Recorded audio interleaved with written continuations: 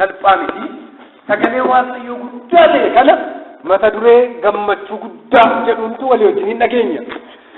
Waa'ee gammachuu gaafa kaafnu gammachuu wanta jedhamu kana addunyaa keenya keessatti namni gammachuu argachuudhaaf waan baay'eedhatu yaala, waan baay'ee godhatu. Akka biyya lafaatti gammachuu argachuu jechuun waan barbaadan tokko guuttachuu jechuudha.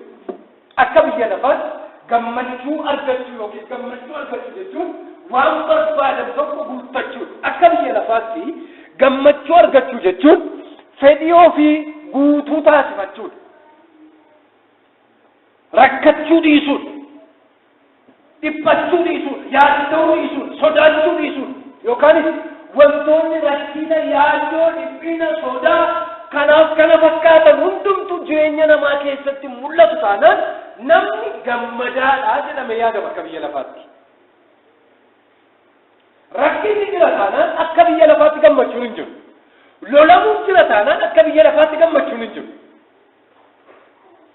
Dhukkuban jira taanaan akka biyya lafaatti gammaduun hin jiru. Waan biyya lafaa kana keessatti nama rakkisu wayii tokkotu jira taanaan akka biyya lafaatti gammachuu wanti jedhame gonkumaan jiru. Maaliif rakkinaaf gammachuu waan wal faallaadha waan ta'eef. Maaliif dhukkubaaf gammaduun waan wal faallaa ta'edha waan ta'eef. Maaliif haalonni nama rakkisu jennu sun hundumti isaanii gammachuu namaa sarbu waan ta'anidha. Kanaafuu biyyi lafa maal jetti beektu? Waan barbaadde yoo guuttatte ati gammaddee jiraattaa jetti. Waan barbaadde yoo guuttatte. Waan keessa keetiif barbaachisu, waan barbaaddu, waan jireenya keetiif barbaachisu, waan biyya lafaa kana keessatti hin barbaachisedhamu nyaattee yoo dhugde gammadaan jedhamti. Waan nyaachuudhaaf, dhuguudhaaf, uffachuudhaaf, haala jireenya wanti hundumtuu guutuu ta'eera taanaan gammadaadhaa balu jedhama biyya lafaa keessatti.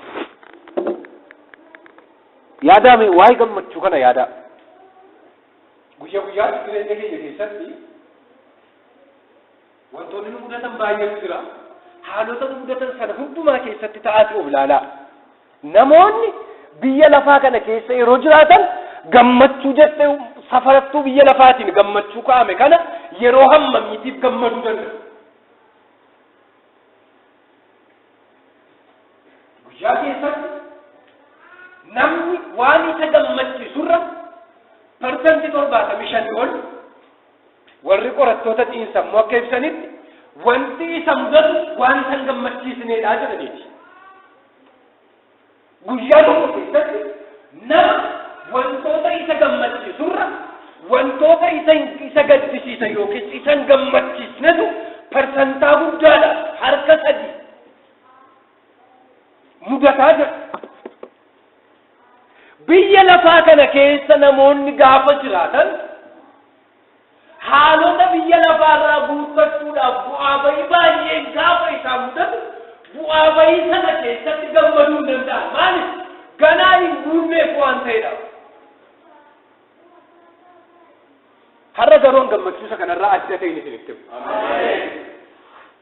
Macaafa qulqulluu keessatti hojii ergamootaa boqonnaa 17 lakkoofsa 18 yoo dhaqxanii argitanii jara tokko argitu warra Ephikuuriyoosii fi Stoikos jedhaman argitu. Gareen lama biyya Ateenaa keessa kan jiraatan. Hojii ergamootaa boqonnaa 17 lakkoofsa 18 biyya Ateenaa keessa kan jiraatan garee lamatu argitu. Gareen kun garee Ephikuuriyoos jedhamuu fi garee Stoikos jedhamutu argitu. Gareen kun lammanii falaasfoota. Inta falaasfoota. Falsafinnaatu yookiin beekumsa dubbatu warra jedhamaniidha akka biyya lafaatti. Ateensiin keessatti magaalaan Ateensi magaalaa Giriikii guddoodha. Magaalaa Giriikii guddoo taate kana keessatti immoo namoonni addabaabaayii qopheeffataniitu addabaabaayii irratti ba'anii beekumsa haasa'u. Beekumsa isaanii kanaanis namoota amansiisu. Gareen kun lamman Ephikuuriyoos warri jedhaman maal jedhu isinitti fakkaata? Gammachuun jireenya namaa keessatti waan hundumaarra caaluudha jedhanii amanu. Namni tokko success ta'eera jechuun yoonnaa jireenya isaa keessatti enjoy gochaa jiraate qofata yookiin gammadaa jiraate qofata namni gammadaa jira taanaan bakka gammadaa jiraata taanaan jireenya isaa keessatti waan caalu argateera jedhanii warra barsiisaa lallabaa turanidha addabaabayaa ta'e sana keessatti jechuudha. Gareen kun duuka buutota baay'ee qabu. Duuka buutonni isaanii kun immoo waa'ee gammachuu isaanii ta'anii kana bakka waan bira nyaatee dhugdee waan barbaade yoo gootus gammaduu qabu wanti gammachiisuudha taanaan waan kan bira darbin gammaduudhaaf waan barbaade jechuudha ni amamu. Stoikos warri jedhaman immoo gammaduun waan namatti tolu argachuudhaaf dhukkuba malees jiraachuudhaaf waa'ee gammachuu haasa'u gareen gullachuu. Filsifnaan jara kana lalammanii beezmentiin isaa kan inni irratti hundaa'e gammaduu irratti gareen warri jalqaban dubbachaa ture Epikuuriyoos warra jedhaman kun gammaduun waan hundumaa irra caalaa jedhanii warra lallabanii warra beeksanii. Waan fedhe keessatti gammadii callumanii gammadii warra lallabanii. Yesuusin hin qabani baay'inaan. Filsifnaadha wanti isaan haasa'an. Gooftaa Yesuusii naman macaafa qulqulluu naman. Filsifnaa ta'u filosoofii isaanii keessatti hojii gaarii hojjedhu hojii gadhees hojjedhu. Waan namatti tolus hojjedhu waan namatti hin tolles hojjedhu. Garuu ati namni waan barbaade waa'ee keessatti garuu akkuma jedhi gammadu godhatanii gammaduutu caala horkanii. Stoikos warra jedhaman kun immoo gammaduudhaaf waan namatti tole argachuu dhukkuba malee jiraachuun murteessaadha. Namni tokko gammaduudhaaf dhukkubsachuu hin qabu. Dhukkubsannaan gammaduu hin danda'udha ni barsiisa. Namni tokko gammaduu hin danda'u. Rakkina keessa namni jiru gammaduu hin danda'u. Kan sirrii dubbachaa ture. Barsiisni kun bara Phaawulos wangeela lallabuudhaaf gara magaalaa Ateensiin naqan magaalaa Ateensiin bakka lamatti qoodee duraa jira. Phaawulos garuu gammachuu isaan lallaban miti. Gammachuu hin barre isaanii fuudhee dhaqe. Cimsaati ameen jedhama egaa. Har'a misiraachoo kana isinitti lallaba. Gammachuu. Gammachuu guddaa. Meeyyaati gammachuu guddaa lallabaa. Haleluuyaa.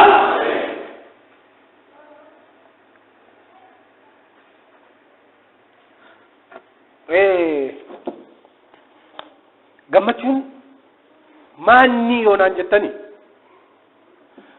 macaafa qulqulluu keenya keessa illee gaafa laallu gammachuu jechuun waaqayyotti of gatanii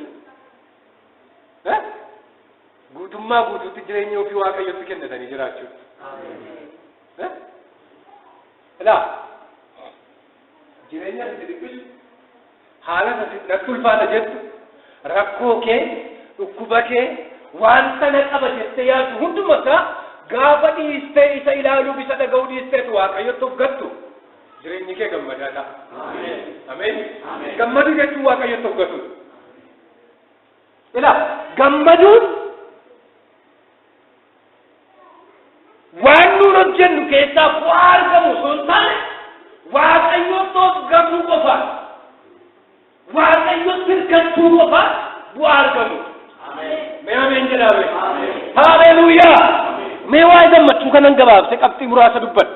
Gammachuun akkamitti argamaa kan jedhu naasa. Gammachuun jalqaba irratti waaqayyoon sodaachuudhaan argama. Maal jettan? Nama simbiraatti nama waaqayyoon sodaachuudhaan.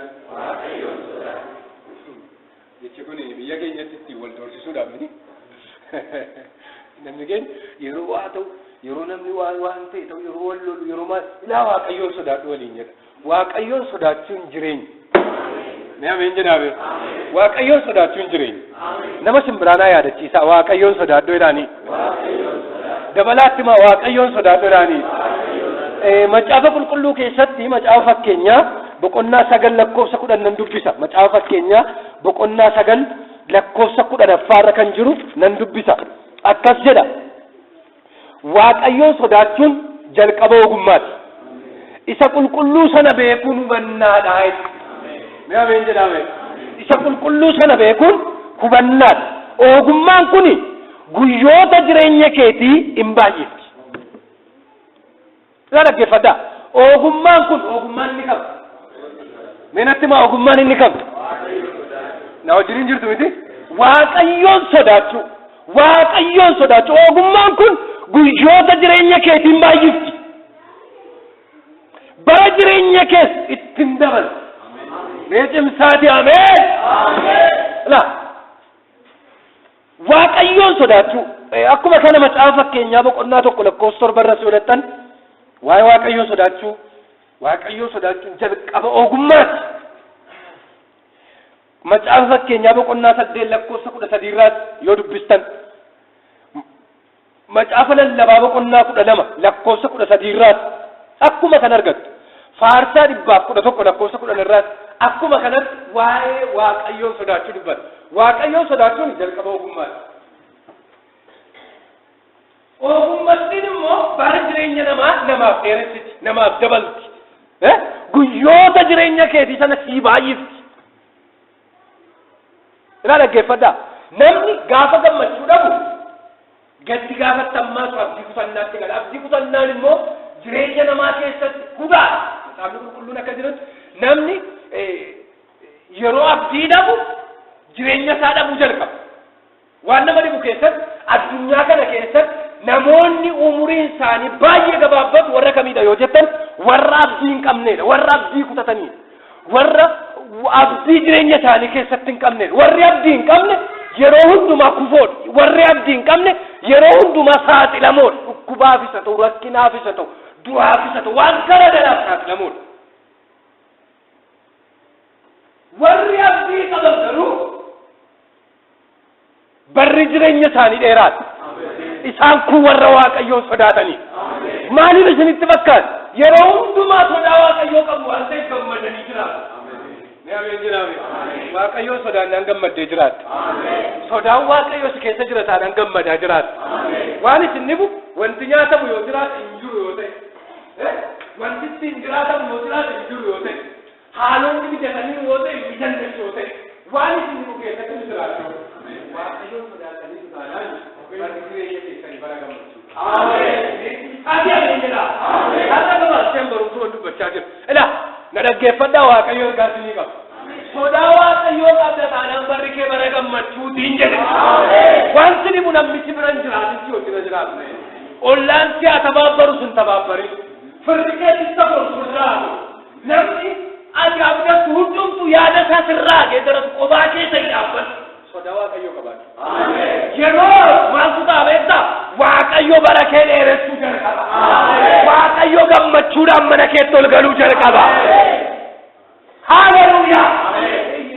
Hallelujah. Hallelujah. La. Waan isin dhibu keessatti gammachuu argachuudhaaf waaqayyoo sodaachuu. Waaqayyoon sodaachuun jalqaba ogummaati.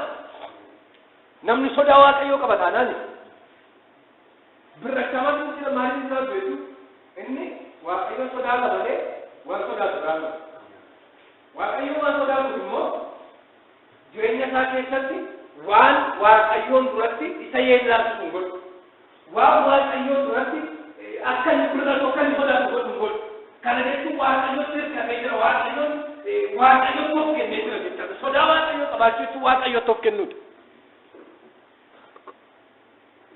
Waaqayyoon sodaachuu jechuun waaqayyoon of kennuu jechuudha. Ilaa qabxii koo lammaffaatti darbuun jechaa jira. Waaqayyoon sodaachuu jechuun waaqayyoon of gatu jechuudha. Qabxiin koo lammaffaa akkamittiin gammachuun argama waaqayyoon of gatuudha. Qabxichi waluma qabatee deema waan ta'eef inni tartiibaan isin ittaataa. Ilaa waaqayyoon of gatu Ambaaqoon boqonnaa 3 lakkoofsa 17 fi 18. Ambaaqoon boqonnaa 3 namni baafate yoo jiraate ariifatee naa dubbisuu danda'a. Ambaaqoon boqonnaa 3 okay baafadheera. Mukti harbuu yoo daraaruudhaa baateyyuu mukti wayinii mukti ejersaas yoo ija godhachuudhaa baataniyyuu maasiin midhaan yoo baasuudhaa baateyyuu hoolonni goorantoo keessa saawwanis dallaa keessa yoo jiraachuudhaa baataniyyuu ani waaqayyotti nan ililcha.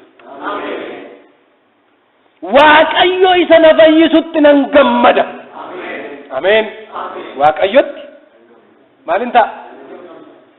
haala kamiin keessatti chaarameettu waan isin dhibu Ambaaqoomiin kana boqonnaa tokko kaastanitti deebisanii yoo laaltani maalii gooftaa utuu biyyi baduu utuu jalloonni qajeelota irratti mo'anii utuu warri gaban warra siif hojjetan dhiphisanii warri waaqa tolfamaa waaqessan biyyatti balleessanii utuu nuti gara keetti iyyuu amma yoomitti iyya keenya dhageessu gaaffii kaasan baaf waaqayyoon amma yoomitti nu dhageessu ne kirkirii kaasa waaqayyoon makkana callumanii dhaabbadhu ameen nan dhufaa ameen gaafa dhufu akkanitti dhufu sitti mu'ee waaqayyo gaafatti nu jalqabu Ambaaqoom caccee dhaabbachuu filan ameen boqonnaa sadii irra ga'e akkasitti haay waaqayyo hundumaan balleessa aloolaas nan balleessa saawwas nan balleessa maatiis nan balleessa midhaan gumbisaas nan balleessa dhaloota jirus nan balleessa waaqayyo nani ani inni maatii irraa sabadu inni mana biraa gumbisaa keessaa sabadu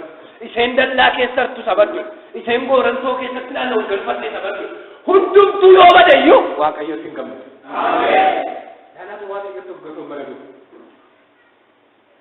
yaada mee jecha kana yaada la waktu hundumtuu duuniyaa isaatti aragamee bade inni qabu qobaasa malan godhu waaqayyo tanii ilaalame olloonni isaatiin asiin ormootaan ajjeefamanii mana isaa keessa kan jiru qabeenyi isaan kun ilaalu jasaa duraa dhabame dhaloonni inni bor Israa'eliin qorisa ta'u jedhee ilaalaa jiru baay'een isaanii ajjeefamanii inni garuu nan ililcha ichaala hin danda'amu maal yoo godhan beeku gaafa waaqayyotti hojjetan gaafa maal godhan walitti maame gaafa waaqayyotti hojjetan jedhaan hin danda'amu hin danda'amu waan isin nu keessatti waaqayyotti hojjetu gaafa jalqabdu gaafa waaqayyotti kennuu jalqabdu mana kee keessatti jireenya kee keessatti gammachuu ameen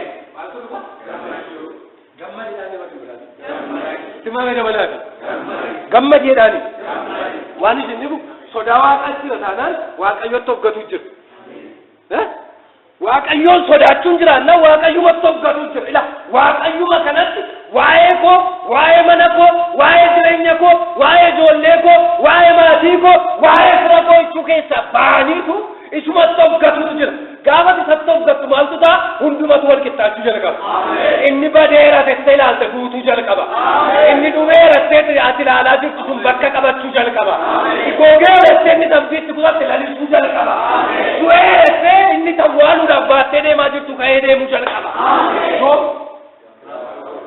meenatti maa yoom gaafa waaqayyotti hojjetan gaafa waaqayyotti hojjetan jedhaa dabalaa la waaqayyotti hojjetuun gaafa dhufu gammachuu guddaa isaatu nama argachuu jalqaba waaqayyotti hojjetuun immoo kan danda'amu amantiidhaan maaliin amantiidhaan Phexrosin hin yaadattu lagicha irratti gaafa Yesuus lagarra deemaa dhufu Phexros gara kee akka dhufuuf gooftaa koo na hayyami kanan nu baate inni akkuma jiru sanatti akkuma sila bubbeessuu midhaa yoo chaarusitu akkuma kanatti bu'anii lagicharra deemaan dhaqama seeminni waan isin dhibu banneerra chaarusni sila yeroo gooftaan akkuma kanatti lagicharra deemamuu hin danda'amate itti nan dhufaati kottole gooftaa hin bu'e jechuu jalqabe eeyyamicha tayyama gooftaa lagicharra jechuu jalqabe galaanuma sila isaan raasee biduruu wajjin isaan liqimsuuf ka'etu amma miilla isaatiin irra deemuu jalqaba irra deemuu erga jalqabee booddeemuu garaa isaa shakkiin gaafa dhufu amantiin bakka hin jirretti gooftaan cal jedha miilla isaa gad liqimsuu jalqabe galaanni wayyoo badeera gooftaa koo na oolchi yaadame amma mee sila yeroo laga sana nalli ta'e gooftaa eeyyamsiisu eeyyamni gooftaa ta'e erga ta'e hinuma ta'a itti deemuu qabatu amma eeyyamsiiseera lixeera irra deemuu jalqabeera galaanni kun isa baachuu danda'eera qabxii sadaffaa qabaddaa karaan gammachuun ittiin argamu gammachuu amaluudhaan warri qabattan karaan gammachuun ittiin argamu amanuudhaan. Ila sila naayyami gooftaan eeyyameera. Gooftaan eeyyameera taanaan inuma ta'a. Mee walitti himaa eeyyamni gooftaa inuma ta'a jedhaanii. Eeyyamni gooftaa inuma ta'a. Simaa namatti hin biraate eeyyamni gooftaa inuma sii ta'a jedhaanii. Eeyyamni gooftaa inuma sii ta'a. Ila gammachuu isa kan addunyaarraa kan gooftaa adda baasuun isinitti himu. Gammachuun inni kan biyya lafaa waan barbaadan hunda argachuudhaan isiniin jedhe. Gammachuun inni kan gooftaa biraa argamu garuu eeyyama gooftaa argachuudha. Laa garaagarummaa kana dhaggeeffadhaa. Waan barbaadde miti. Gooftaan waan ati barbaadde osoo hin taane waan siif barbaachisu si ilaala.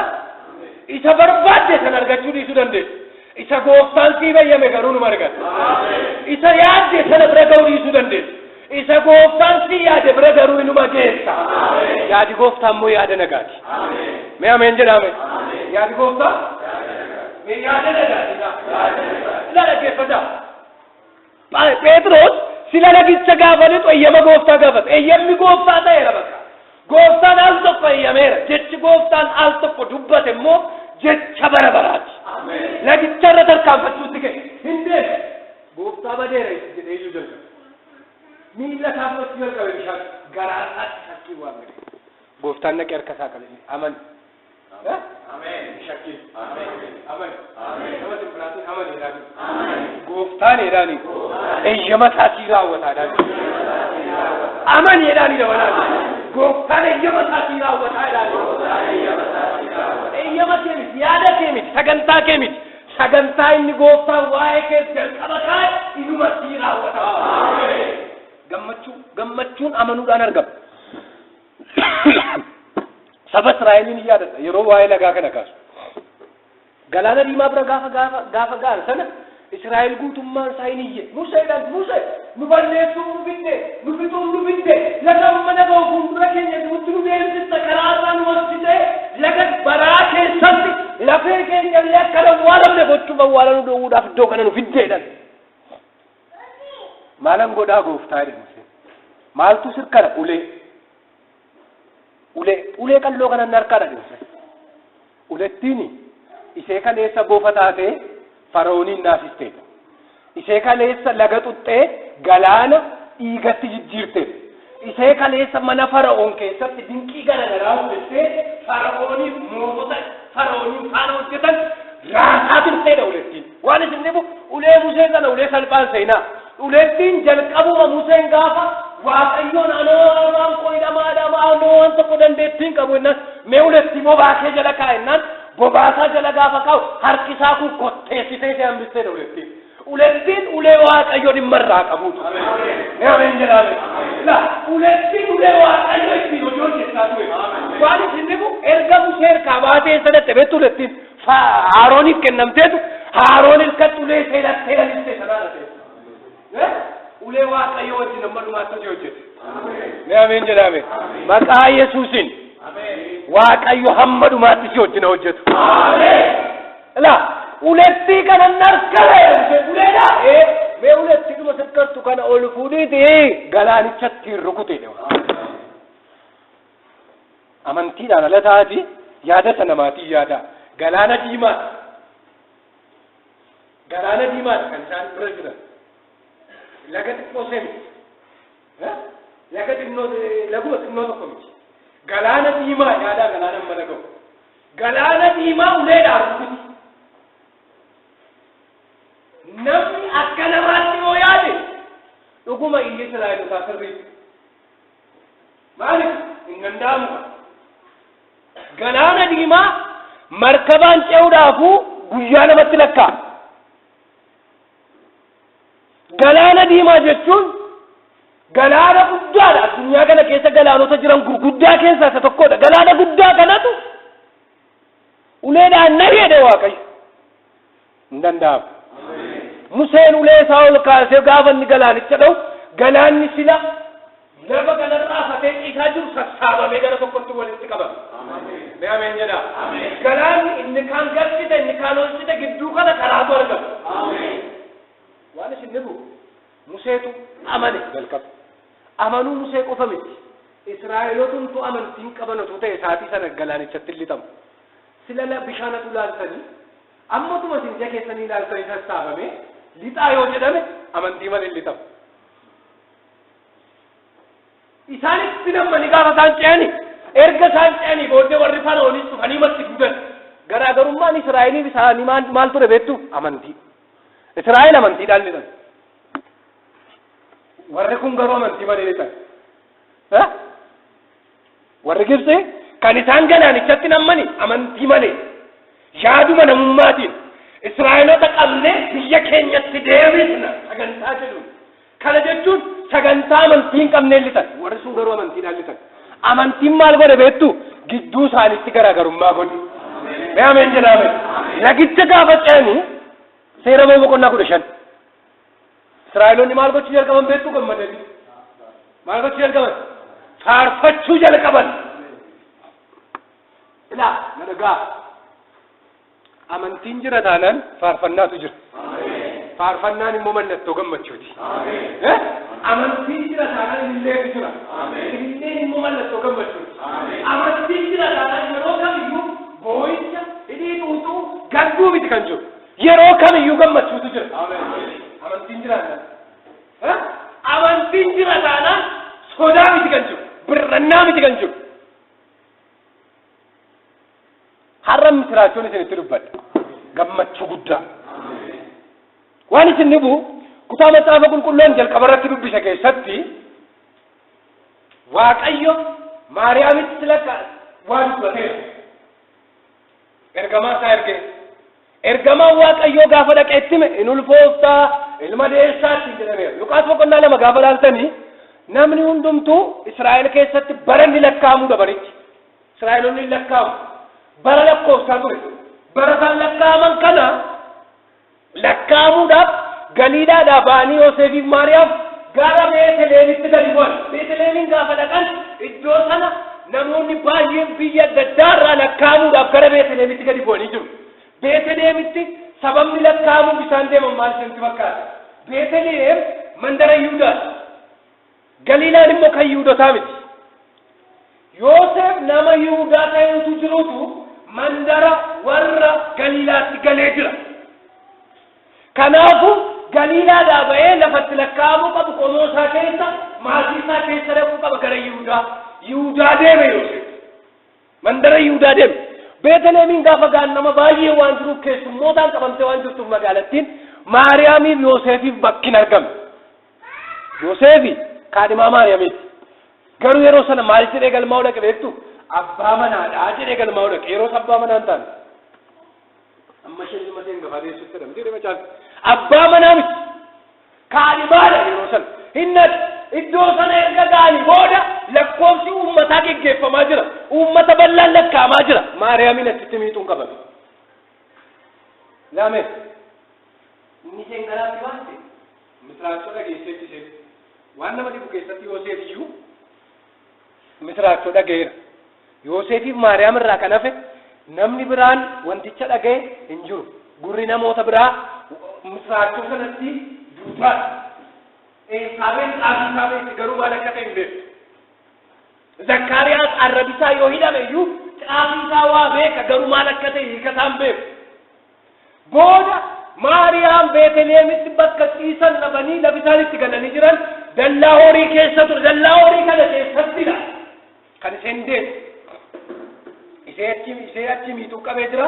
Ergamoonni Waaqayyoo immoo bakkee keessa ba'aniitu nama illee dhaqu barbaaduu jalqaban. Ameen jedhame. Haleluuyaa. Ila ergamoonni Waaqayyoo naanna'anii nama illee nama isa dhalate sanaaf misiraachoo dhaqu barbaaduu jalqaban. Gaafa dhaqan tiksoota argatan. Maariyaam dallaa saawwaa keessatti. Tiksoonni immoo hoolota isaanii eegaa jiru dallaa biraa keessatti. Halkan taraa warri taraa isaanii ta'e. Yeroo kana ergamaan Waaqayyoo dhaqee gaafa fuuldura isaanii buufatu surraa gooftichaa ergamicharraa isaanitti balaqqeessan. Mee ameen. Surraa gooftichaatu isaanitti balaqqeessa ergamoonni naan hirrifatan hin hollatan jedha macaan. Yeroo isaan naan kanatti ergamicha akkana hin nayinaa. Hin sodaatinaa. Amma isin sodaachisuu hin dhumne. Amma isin naayisuun waan isin dhibu tokko isinitti himu Waaqayyo sagalee Waaqayyoo bara milkiyaasii kaasee Israa'eliin keessatti waaqayyo raajiidhaan isa ta'u ergaadhaan namootatti dubbachuu dhiisee ture. Israa'eloonni waggoota 400 sagalee waaqayyo dhagaa kan turan seeruma walii dubbisuudhaan malee waaqayyo dubbatee ergaa waaqayyo gara isaanii dhaqee raajiin dhaqee isaanitti dubbatee miti. Kanaaf Israa'eloonni maaliif keessummaa ta'anii rubeettu?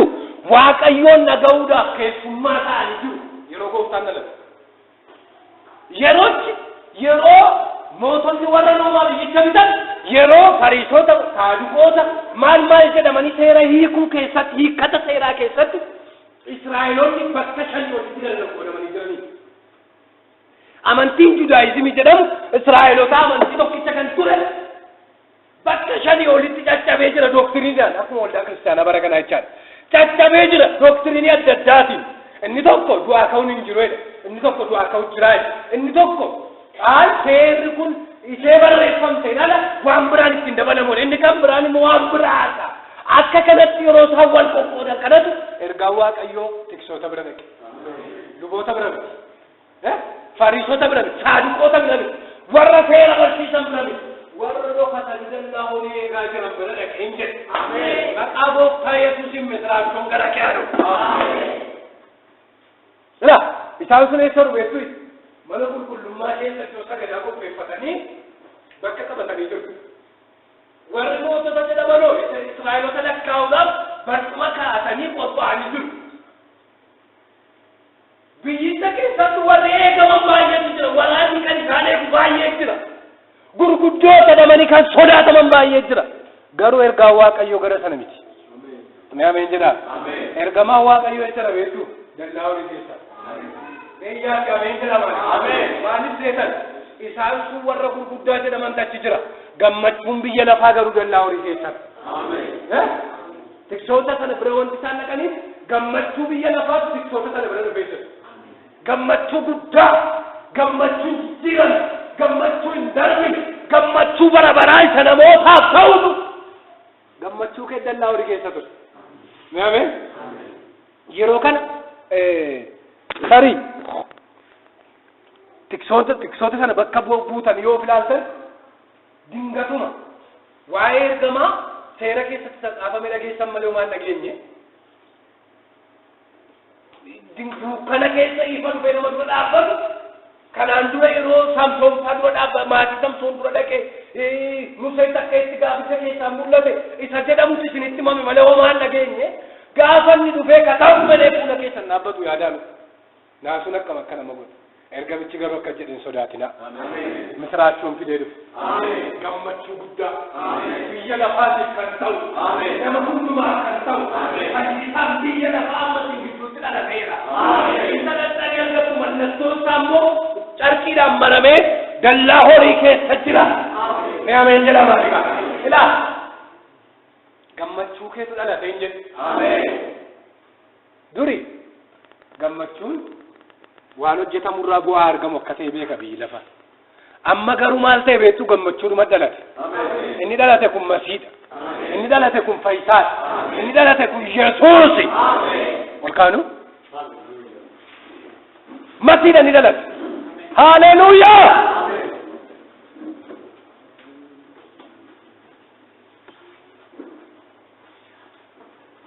Gammachuu guddaa ta'e. Hawwataa olisa ta'e. Yeroodhaa olisa ta'e. Beekumsa keenyaa olisa ta'e. Gammachuun bara baraa sii dhalateera. Akka keessa wal qabaddaa. Laa walitti siqaame warri qophaa jirtanii achi ol darbaa walitti siqaa dhaabadhaa harka wal qabadhaa hundumtuu. Reebaa Kiyamaayyaas gammachuu bara baraatu sii dhalateer jedhe. Inni immoo maqaan isaa Yesuusi.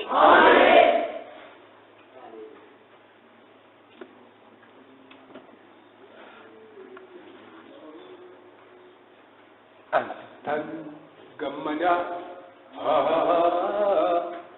ansitan gammada,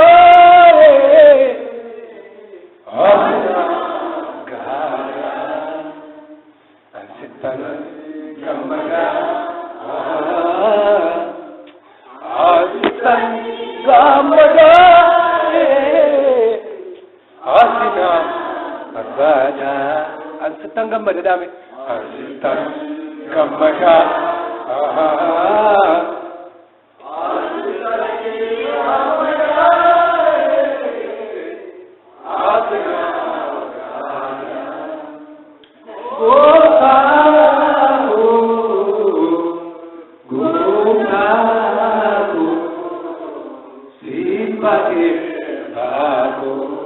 Untuk tua pura kita ame.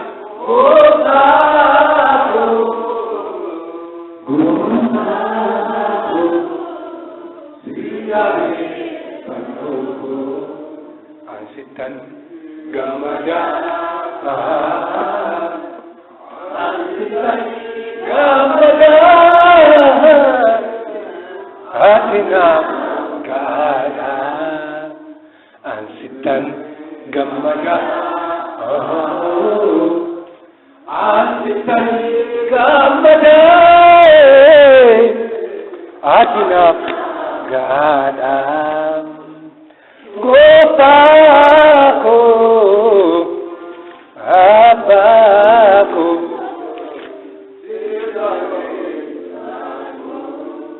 yeroo hundumaa gooftaatti gammada ammas irra deebi'ee jedha gammada